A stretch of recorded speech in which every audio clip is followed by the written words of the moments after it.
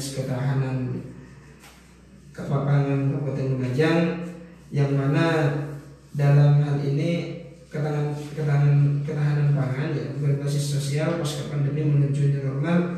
Ini apa kebijakan-kebijakan dari Dinas Ketahanan Pangan Kabupaten Lumajang? Monggo, waktunya kami persilakan.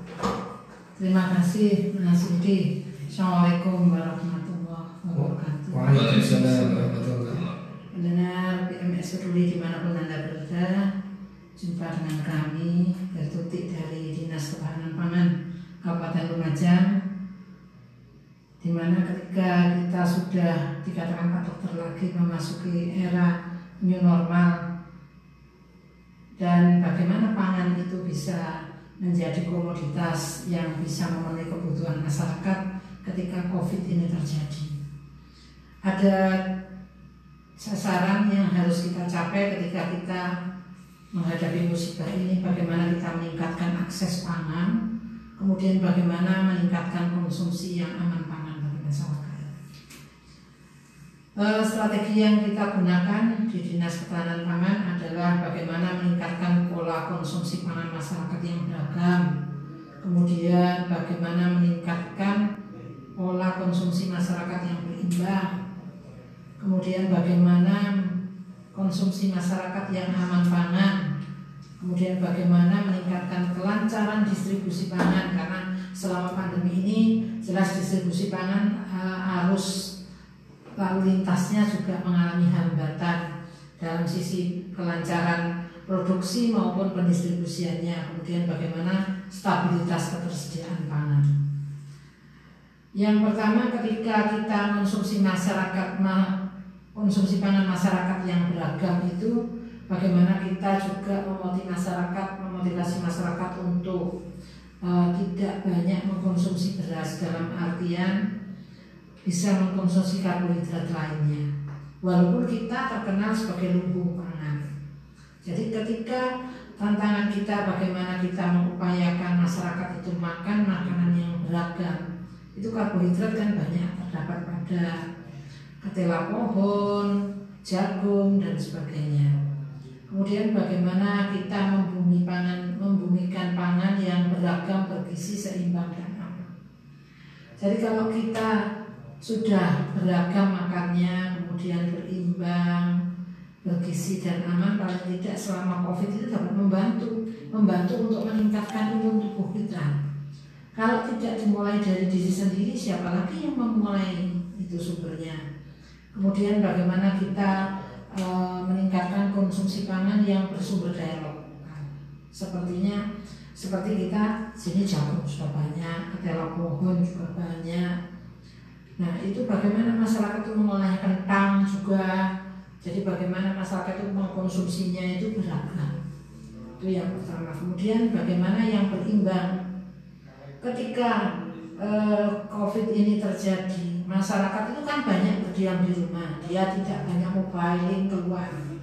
Ketika dia tidak banyak mobiling keluar, apa yang harus dia lakukan dalam rumah?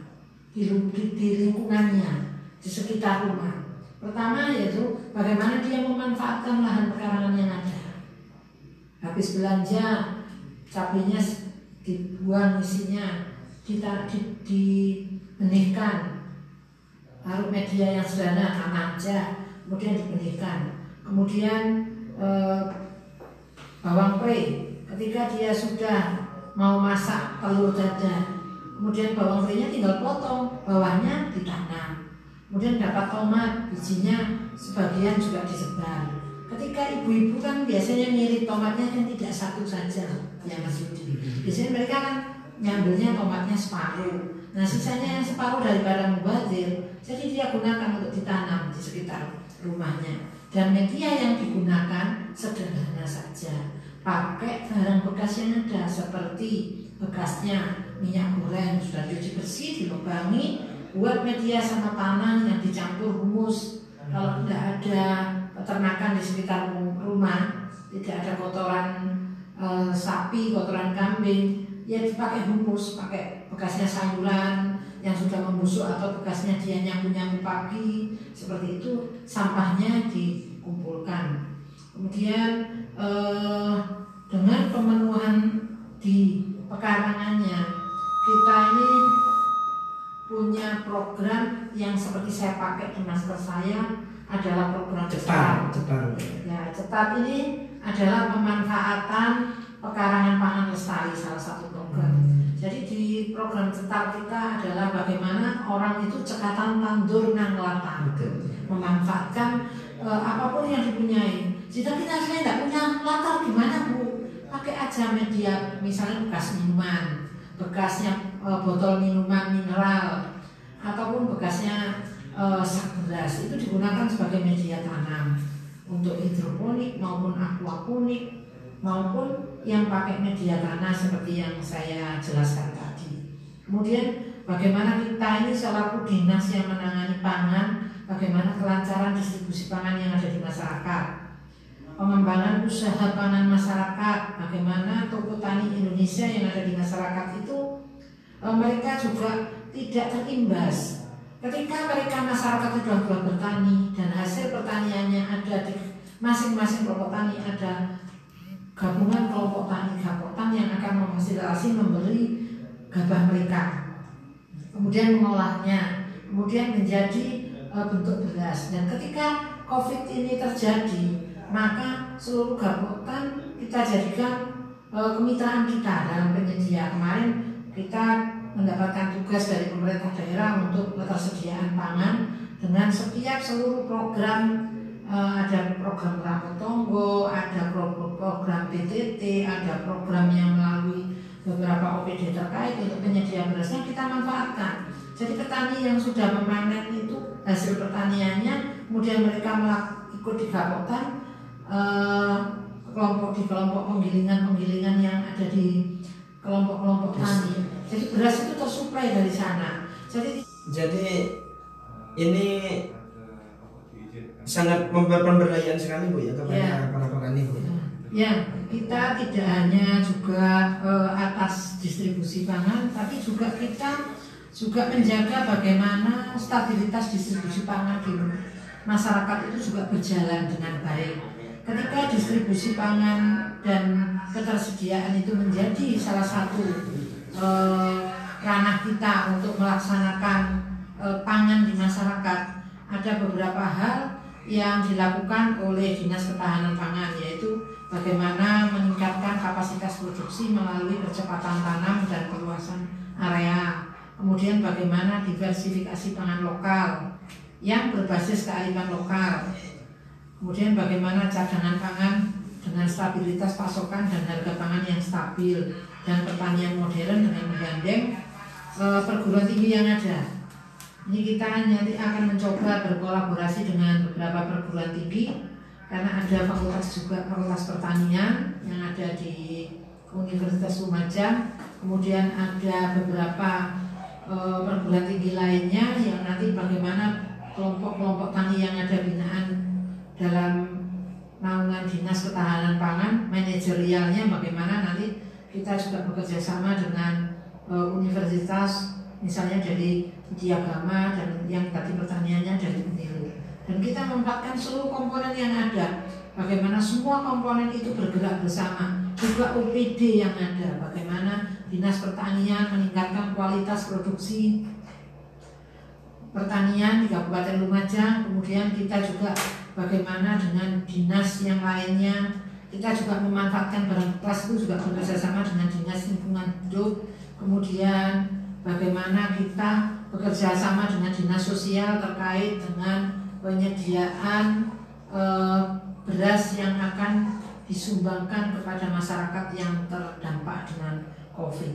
Dan arah kebijakan kita itu terdiri dari banyak hal yang menyebabkan kita saat ini juga melakukan terobosan-terobosan yang lain. Nanti selain ada cetar tadi, kegiatan kita ada lagi kegiatan kita pangan yang aman di sekolah. Karena kita lihat, jadi tugasnya kita di penganeka-ragaman pangan, konsumsi pangan itu, masyarakat anak-anak kita yang di sekolah itu bagaimana mereka makan makanan yang sehat, yang mengandung B2SA tadi.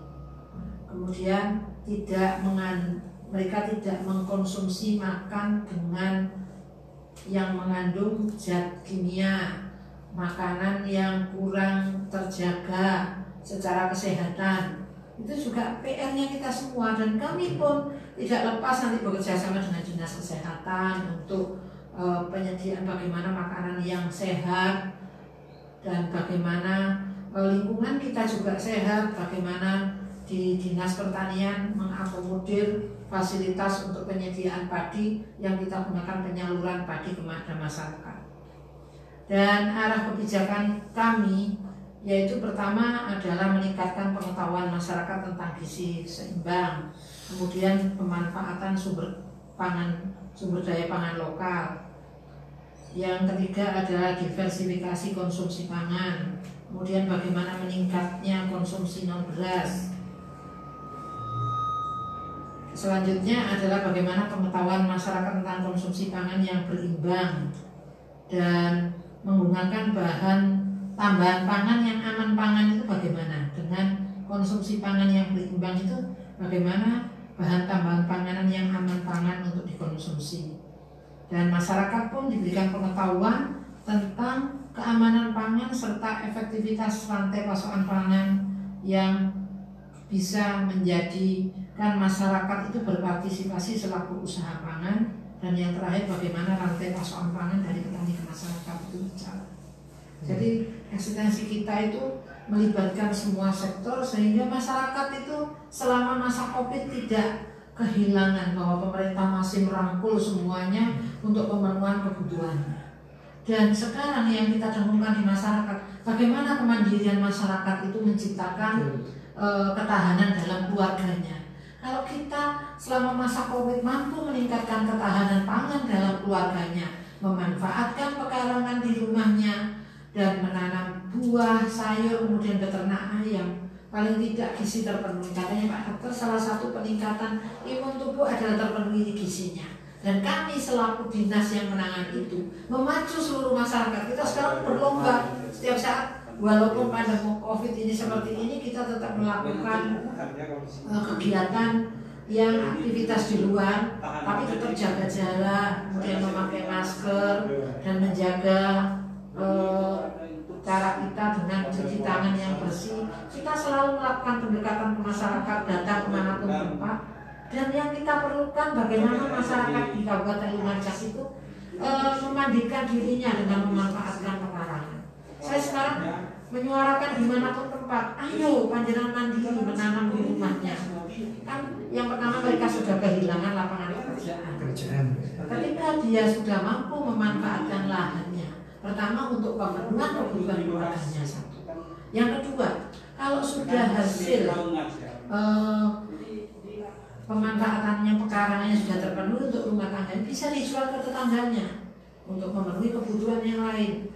Bisa sampai kembang hijau, nanti yang datang ke dia banyaknya sayuran di rumahnya, yang nanam sederhana aja, menyemai bayam cabut. Misalnya kalau punya lahan buat gulutan yang sederhana, disemai bayam cabut, disemai kangkung cabut, kemudian juga nanam sawi. Itu ternyata saya lihat di beberapa tempat kemandirian masyarakat, ya namanya kan banyak yang tidak bekerja sekarang. Mereka ada yang jadi pekerja di hiburan, misalnya perias manten, sound sistemnya sudah jarang disewa, kemudian tukang terop. Nah, mereka ternyata jeli juga memanfaatkan waktu luangnya. Ya, ada efek positifnya ketika kita mengalami sesuatu yang mengagetkan, ternyata dia mampu berpikir jernih. Dan ini salah satu saya sangat bersyukur ada media yang memfasilitasi seperti ini di Panjenengan semuanya. Kita bisa menyuarakan ke masyarakat bahwa kita tidak perlu menunggu bantuan untuk hidup di pekarangan kita, memanfaatkan pekarangan kita. Coba untuk memulai berubah dari diri kita sendiri, langkahkan kaki Anda untuk berubah. Allah itu akan memberikan kemudian setiap ketika punya niatan untuk berubah diri kita sendiri. Gitu Mas Wajib. Baik, terima kasih. Sangat bermanfaat sekali arahan dari Ibu Kepala Dinas Ketahanan Pangan Kabupaten Lumajang, di mana membijaki COVID-19 ini dengan kebijakan-kebijakan pangan yang tentunya menyentuh seluruh elemen masyarakat, dan juga memberikan tips-tips agar masyarakat bisa mandiri dengan program cetarnya, Bu ya. Ya. Apa cetar itu? Cekatan tandur nang latar. Cekatan tandur nang latar itu sehingga masyarakat kita bisa lebih mandiri dalam menghadapi COVID-19 ini, terutama untuk ketahanan pangan gitu ya. Sesi yang terakhir yaitu closing statement dari kedua narasumber, Ibu Dr. Hartuti MSI selaku Kepala Dinas Ketahanan Pangan Kabupaten Lumajang. Monggo dipersilakan. Terima kasih Mas Rudi. Masyarakat pendengar radio BMS Peduli dimanapun Anda berada, sesuatu yang menjadi pemikiran kita bersama, bagaimana panjenengan melakukan kemandirian dengan meningkatkan ketahanan pangan yang dimulai dari ketahanan pangan keluarga. Maka dengan peningkatan kemandirian dalam keluarga akan membentuk panjenengan menjadi pribadi yang mampu memandirikan, menjadi pengungkit untuk masyarakat yang lainnya. Yang pertama jelas manfaatkan pekarangan Anda di sekitar rumah dengan penanaman tanaman-tanaman yang bisa untuk konsumsi kebutuhan sehari-hari.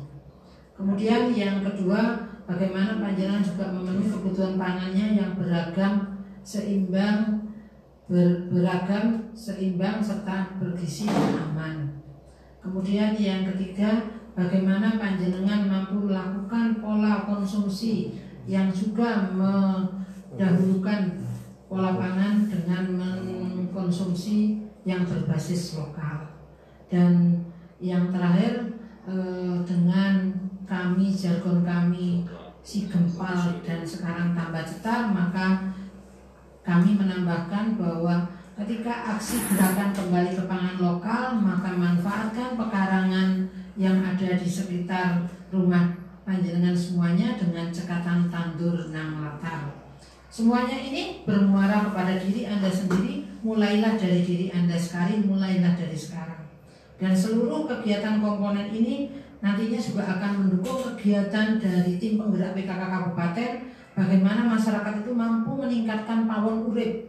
Pawon urip itu jadi kebutuhan dia terpenuhi, baik secara sayur, makanan karbohidratnya, maupun gizi dari ternak yang sudah dipelihara di rumah masing-masing. Dengan komponen seluruhnya, bahwa keterlibatan kita selaku dinas yang menangani pangan tidak akan bisa berhasil tanpa kerjasama semua orang dan semua OPD terkait. Dan kami dengan jargon sekarang menjadi mak gempal yang cetar-cetar. Karena mungkin karena kepala dinasnya perempuan, jadi dikasih istilah mak gempal yang cetar-cetar. Jadi bagaimana si mak ini mampu meningkatkan masyarakat, menyuarakan kepada masyarakat kembali ke pangan lokal dan cekatan tandur nang latar. Terima kasih Mas Rudi. Jumpa dengan kita di udara pada pagi hari ini. Semoga kita mampu menyuarakan dan mengungkit seluruh masyarakat atas kemandirian memanfaatkan pekarangannya. Terima kasih atas penyampaian yang begitu kompleks dari kedua narasumber kami, yaitu Bapak Dr. R.N. Yunardo Nugroho, MRS, dan selaku Direktur Rumah Sakit Islam Kabupaten Lumajang, juga Hartuti MSI selaku Kepala Dinas Ketahanan Pangan Kabupaten Lumajang, dengan tema pagi ini Building Spirit di Era New Global New Normal, ya, dimana bisa dipetik kesimpulan bahwasanya yang pertama yaitu marilah kita selaku masyarakat Indonesia terutama bisa berperilaku hidup sehat dan sesuai dengan protokol kesehatan. Dan yang kedua, tingkatkan kemandirian ekonomi mandiri masyarakat dengan program cetarnya, yaitu cekatan nandur nang latar. Itu saja yang bisa kami berikan yang terbaik untuk masyarakat kita. Demikian dari kami selaku host dari BMS Peduli, Suara Dakwah dan Kemanusiaan. Kurang lebihnya mohon maaf yang sebesar-besarnya. Wallahu muwaffiq ila aqwamit thoriq. Assalamualaikum warahmatullahi wabarakatuh.